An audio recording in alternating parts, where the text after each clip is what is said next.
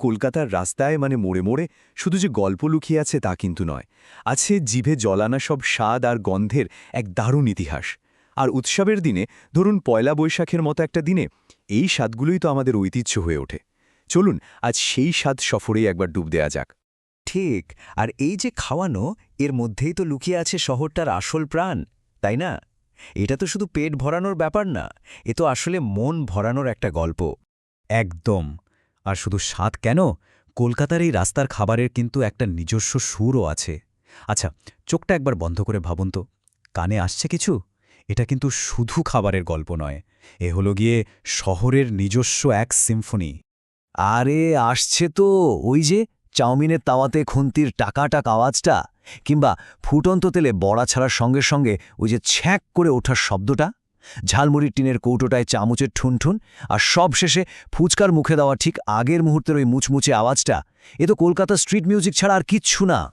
তবে হ্যাঁ, এই সিম্ফনির শুরুটা কিন্তু বেশ শান্ত, বেশ স্নিগ্ধ, পয়লা বৈশাখের সকালগুলোর মতোই। শহরটা যেন খুব আলতো করে তার খিদের ইচ্ছেটা জানায়। একদম ঠিক।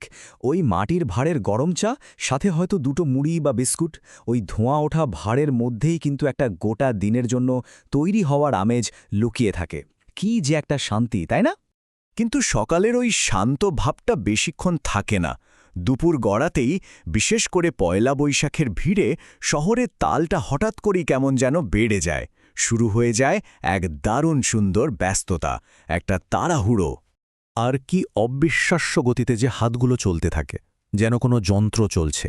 ঝিরি ঝিরি করে কাটা হচ্ছে পেঁয়াজ, মনে হয় যেন চোখের পলক ফেলারও সময় নেই। আর তার ঠিক পাশেই চলছে কাঁচা লঙ্কা কাটা, সেই একই স্পিড, একই ছন্দ। এই তাড়াহুড়োর মধ্যেই কিন্তু লুকিয়ে আছে উৎসবের দুপুরে সেই পারফেক্ট প্রস্তুতিটা। আর পয়লা বৈশাখের বিকেলে ফুচকা, ওহ, ফুচকা ছাড়া কি বাঙালির আড্ডা জমে নাকি বলুন? এই একটা কথাতেই যেন পুরো কলকাতার বিকেলটা ধরা পড়ে যায়। ফুচকা এখানে সত্যি শুধু খাবার নয়, একটা আস্ত ইমোশন।